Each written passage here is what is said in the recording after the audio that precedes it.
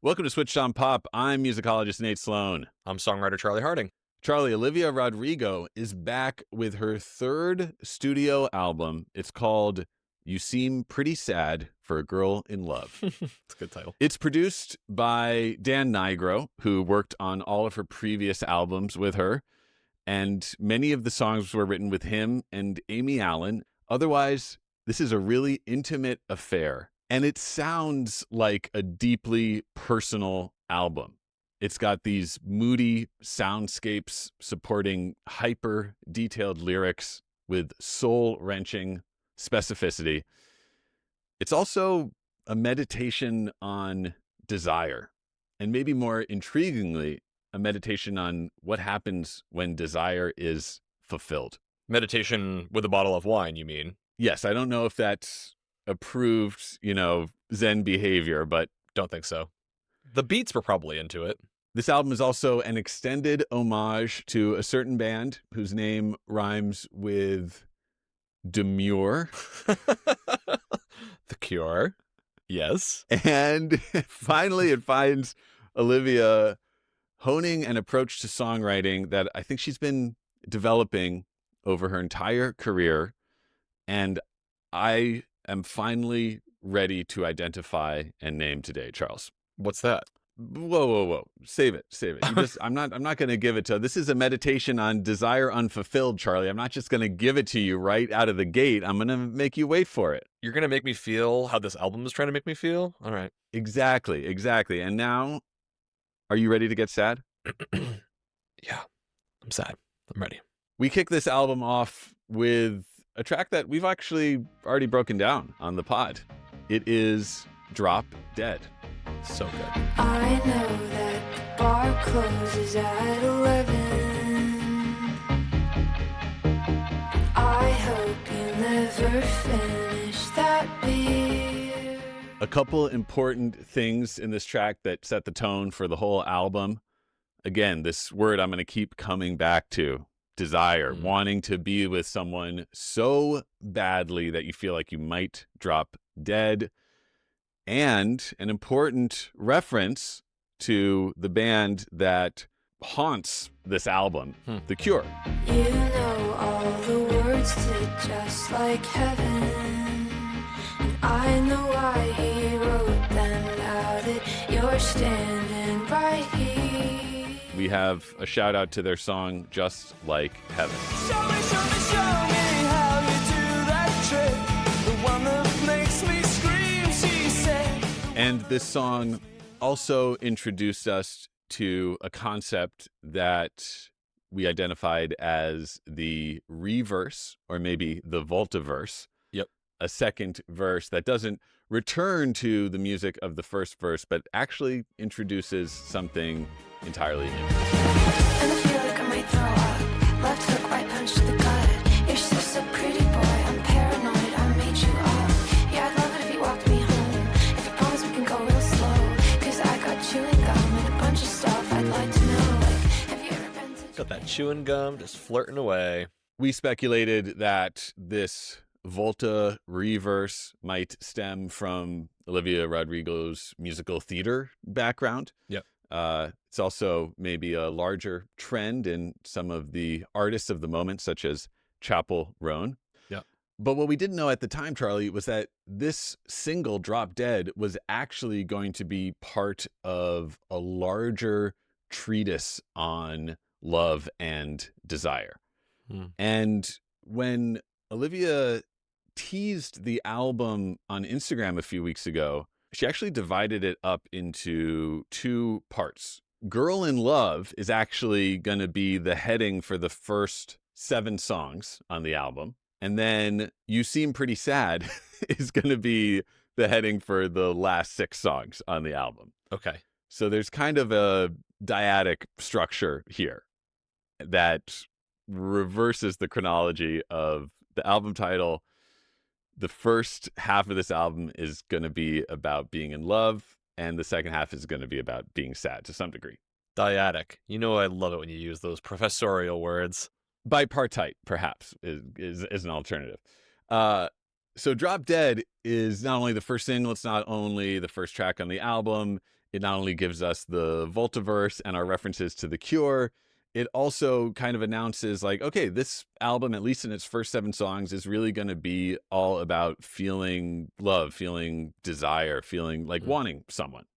And I think there's something we missed that I want to name now, which is the way that Olivia builds these songs so that they intensify those feelings. It's something I propose we call the spiraling song. You mean like emotionally spiraling? Well, yes, because a lot of these songs do a lot of emotional spiraling. But also there's a literal spiral or a music theoretical spiral happening. Unspool this for me. When we get to the chorus of Drop Dead, it's going to circle around and around and get closer and closer to the center until it finally ends with the pronouncement of the title of the song at the very end of the chorus. One night I was bored in bed and stalked you on the internet. It's feminine intuition, 'cause I always had a vision of Okay, it's going to start to spiral a little faster as we get towards the center of the vortex. Building, building, building. Until we fall through the center. Right at the moment when we get the title of the track, the central idea. The chorus builds, it increases in intensity and momentum, and then finally it plunges into the central idea of the song. That's so satisfying. The spiral song. The image I keep having in my head is very specific, and I'm curious if you can relate to it. You go to like a children's museum.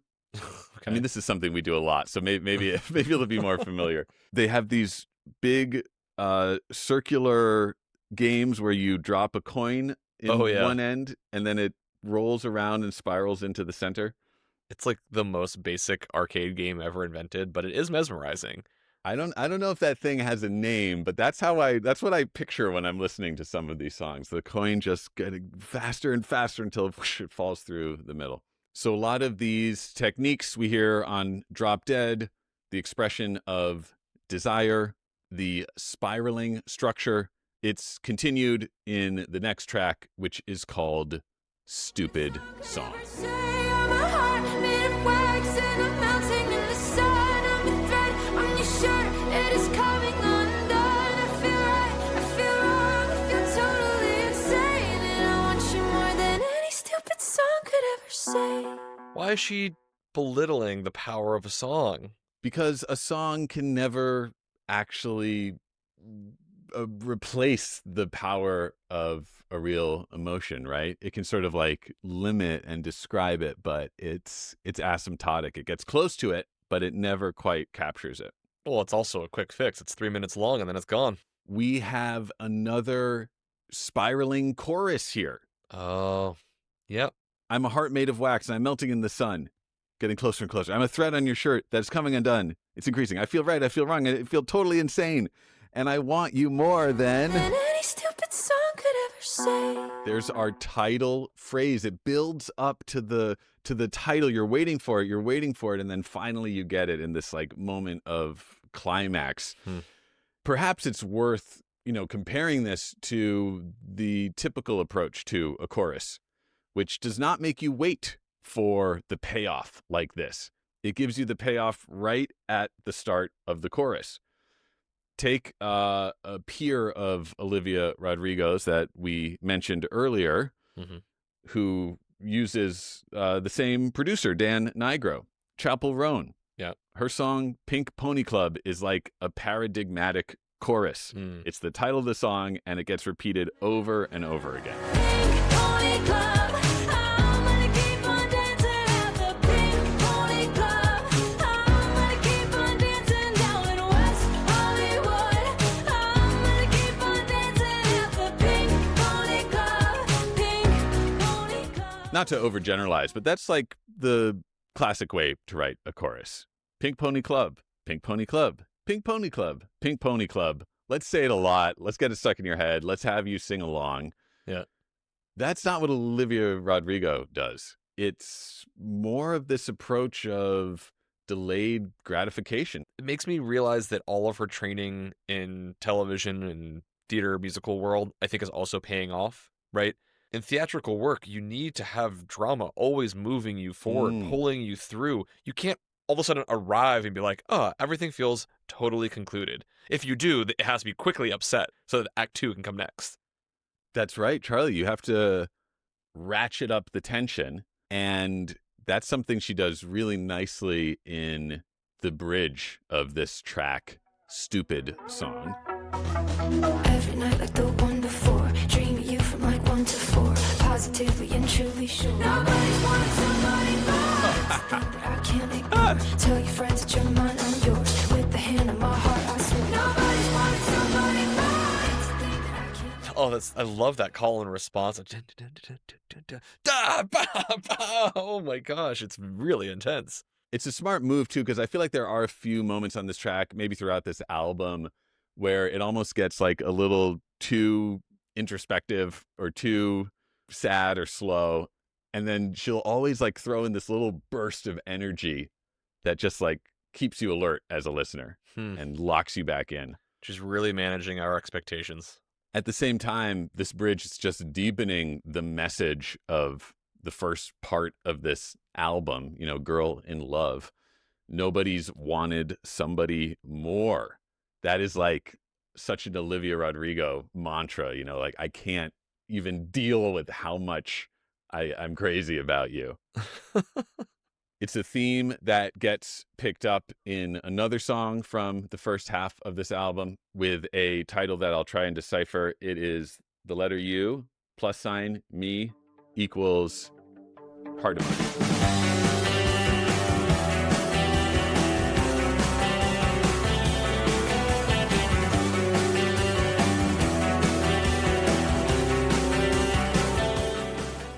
Pause. You're 100% sure that that's not a Cure song? Yes. Okay. I'm so glad we're on the same page here because we've arrived at our second pretty explicit Cure reference. Yeah.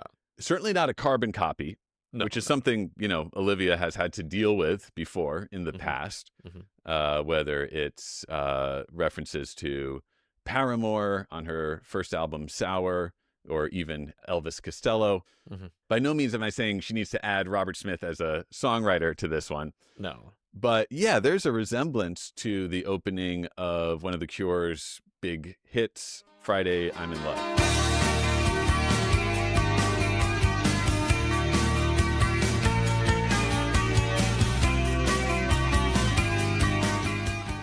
And play back the Olivia.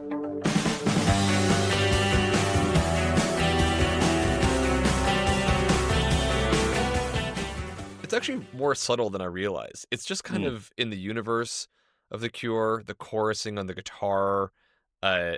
Really, they both have this way of playing simple rock chords that instantaneously bring a tear to your eye. You're like, oh, I'm getting in my feelings right away, just in that intro.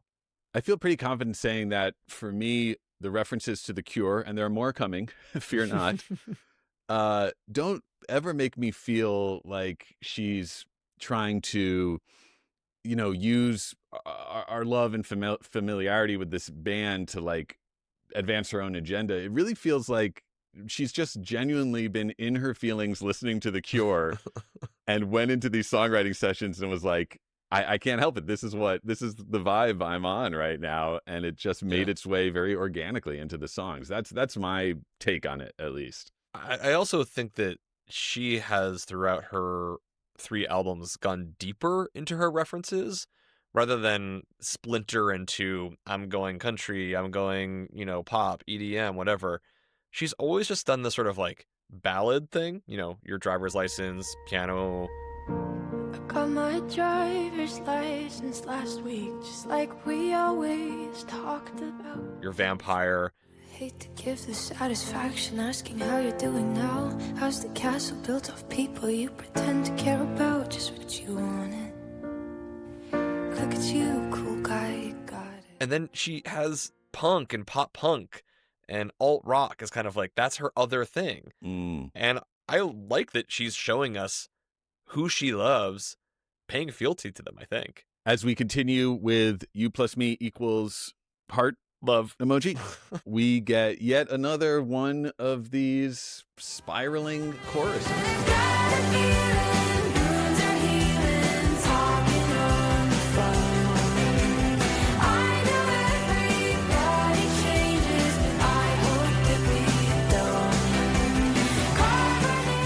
Spiraling faster and faster.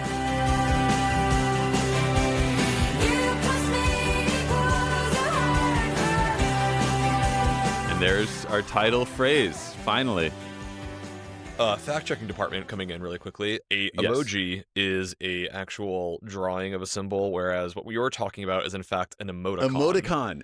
Oh, I really appreciate that correction, Yeah. Charlie. You know I'm a stickler for Accuracy. lexicographical issues such as this, so much appreciated. And I feel like Olivia would be the same. She's clearly a hyper literate kind of writer, Yep. despite her affinity for emoticons here. And I feel like that's why this spiral song technique works so well. It allows her to like literally spiral out in real time with her language. And then we kind of get to the end of the chorus and we reset. And the next song we'll listen to is actually kind of a reset for the album. So the album, let's see, it's 13 tracks. Yeah. And I told you it was divided into two halves. Our love set that we're just making our way through now, and we're about to embark into the sad set.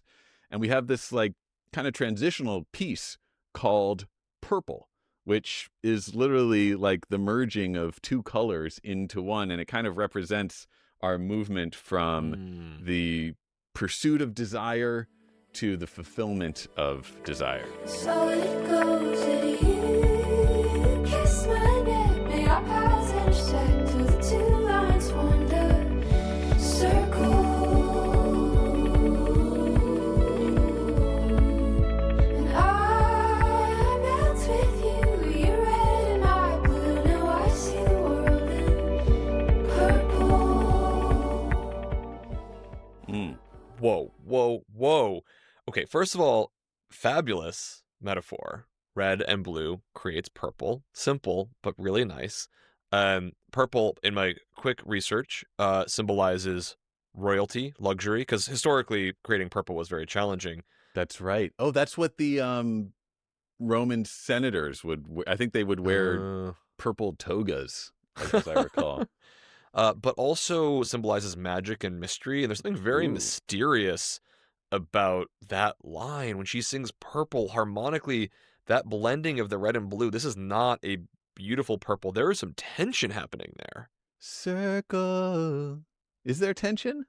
It feels like just a kind of major key harmony to me.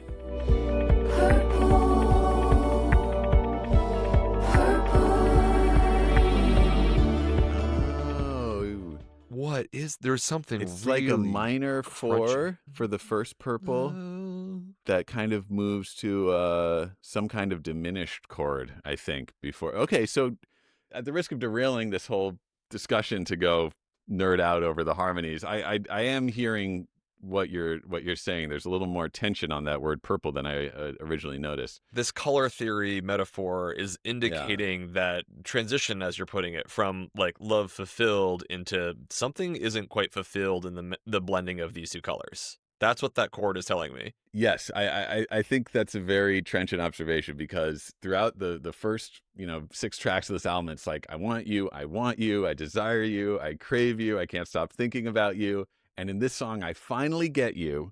And then what happens, Charlie? Yanked away. It's not all it's cracked up to be. Okay, we're finally together. Our colors are merging. Purple theory. And yet, almost instantly in the next song, it's like, oh, man, I finally found you and I'm still not satisfied. This is, well, it's called The Cure. All the pretty girls in the foreground of my mind. I thought I'd done enough, but they keep moving the line. I thought I found the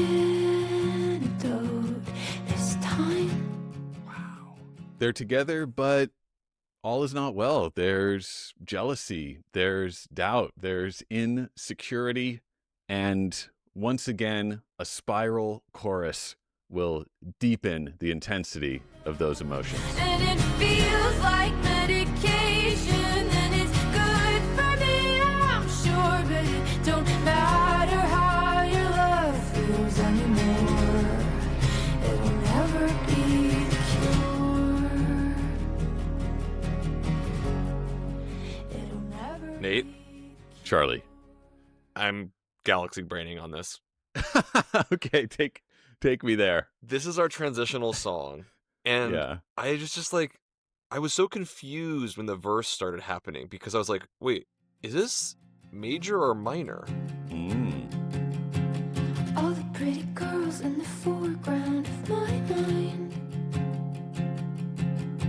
I thought I'd done enough, but they keep moving the line. The opening chord is this, Whoa. right? That's a B flat sus2, which is to say it doesn't have a major or minor third in it. We Wow. don't know if it's or this. It just Cool. And so Yes. it's really ambiguous to have.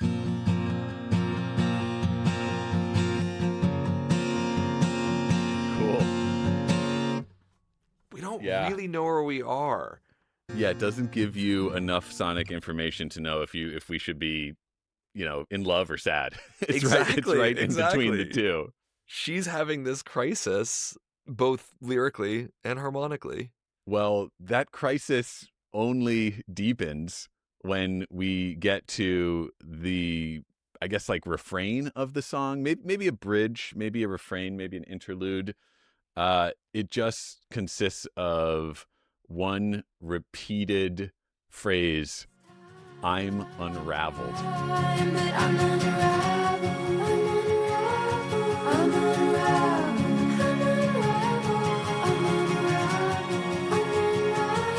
I'm unraveled. Okay, I think you are feeling very smart right now because you've got your whole spiral song and now she is unraveling that spiral.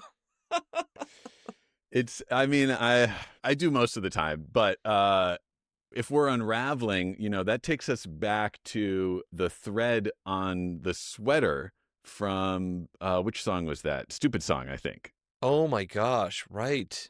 There's so many interior references in this album. Sign of a thread on your shirt, it is coming undone. I feel right, I feel wrong. Because you've also got the chorus, right? But my head is full of poison, my heart is full of doubt, I got toxins in my bloodstream. You tried hard to suck them out. Who sucks out toxins from people's bloodstreams? Vampires? Vampires. Yeah. I love when someone has like inner mythology of their work. It's kind of a reverse vampire in a way. It's a- She's like, flipping the idea of that song from Yeah, Guts, yes. perhaps. You sunk your teeth into me, you bloodsucker, fame fucker, bleeding me dry like a goddamn vampire. I'm with you. It could easily be read as a reference to that track. We get this unraveling twice, and the second time, towards the very end of the song, it leads into a great reveal. Why can't you come stitch me up? Why can't you ever be enough? Why can't you come stitch me up? Why can't you ever be enough?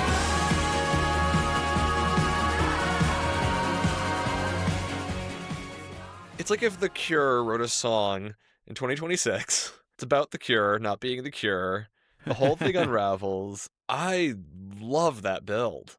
It's another kind of delayed gratification that takes a lot of boldness to pull off as an artist, especially as like a big pop artist in Anno Domini 2026, to wait. I mean, what was that? That was 3.5 minutes for the drums to finally kick in this song. Wow. Yeah. That's a crazy move in this short attention span economy. Yeah. But again, it supports so many of the messages of this album of just waiting and hoping and trusting things will work out. And they don't always, in fact. But hey, we did get another Cure reference. So by my count, that's 3 so far. And also another great opportunity to hush the voices of her critics who are going to say, you're just doing The Cure. And she's like, it will never be The Cure. Right. I know. That is a fun way to read it. Right. She's literally talking about like the cure to these things she's feeling. And she's also like, maybe just talking about the band. You'll never be The Cure. She's never be The Cure. like never as great as that greatness, but I'm happy to reference it. That's kind of a sentiment that emerges over the course of this album. Like, you get what you want, and yet it's not what you hoped it would be. Mm-hmm. There's this song called Begged that captures this really beautifully. Nothing's quite enough when I know that to get it I beg. Yeah, to get it I beg. Nothing's quite enough when to know that I get it, I begged. It's like, finally got this relationship, finally got this fulfillment, but there's all these things that are making me question it. Is it real? Because I begged. Is it ever going to be enough? This might be like the most beautiful song on the album to me. And maybe the moment that kind of highlights what she can do as a vocalist. And yet I still cling to hope like snow on mountains. Careless words melted away. I'm a penny in a fountain, just waiting on my love to change. Beautiful counter melodies happening here. Yeah. Hard to sustain that over a simple accompaniment of guitar, but there is some wish fulfillment on this album, Charlie. I'm happy to report, because the next song we're going to hear is actually a duet with the spirit that has been watching over all these proceedings until now. It's What's Wrong With Me, and it's a duet with the lead singer of The Cure, Robert Smith. I keep looking for distractions. Hope the feeling passes, but I've got to say it's getting harder every day. There's that unmistakable voice that launched 1,000 goth rock imitators. And here he is, literally singing harmony for Olivia. It's like somebody put a weight on my chest. I should talk to a friend, but I can't get out of bed. My head is spinning and my stomach is sick. Say I'm in love, so it's hard to admit.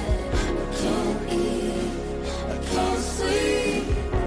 I think you're what's wrong with me. And yes, that is another spiral chorus. There we go. Yep. Building up to that central title phrase at the very end of the chorus, making you wait for it, Charlie. She's even got Robert Smith caught up in this spiraling out now. I love that she brings Robert Smith in, not just as a collaborator, but The Cure in general, because their music, I really feel like, captures the same kind of sentiment that we're hearing on this song and on this album. You know, you've got like driving drums that you want to bop your head along to, Yeah. and the saddest lyrics and melodies that make you want to cry. And that's what's happening on this album. Yeah. It's like love unfulfilled, pop song, but you're gonna hunch over and wear some red lipstick and dye your hair black. Totally. And even on the Cure songs that are just sort of unironically positive, like Friday, I'm in Love, perhaps. Yes. It's like the way he sings still makes you feel a little sad somehow. It's like, even when he's singing, about being in love, you're like, are you though? Because Like love despite you sound the kind of world. tortured to me. Don't care if Monday's black, Tuesday, Wednesday, hard to tell. Thursday, never looking back. It's Friday, I'm in love.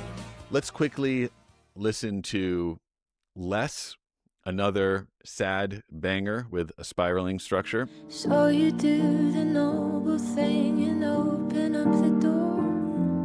If loving me means letting go and wishing me the best, well,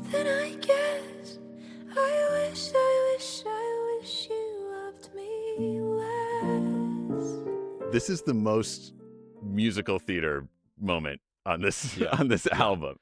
Yeah. I can totally see this as the moment in the second act when the character is sort of like at their breaking point, and then something positive happens and we go like right into the grand finale.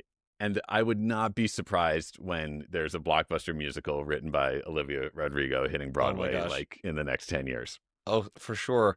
I mean, this is also your spiral chorus, right? We get Yes. that line at the end, Mm-hmm. but it's done with some sort of like classical pop harmony. We're sort of moving through traditional pop chords, and it does make me think that some of that spiral chorus nature hitting the title line at the end does really feel very classical pop, musical theater.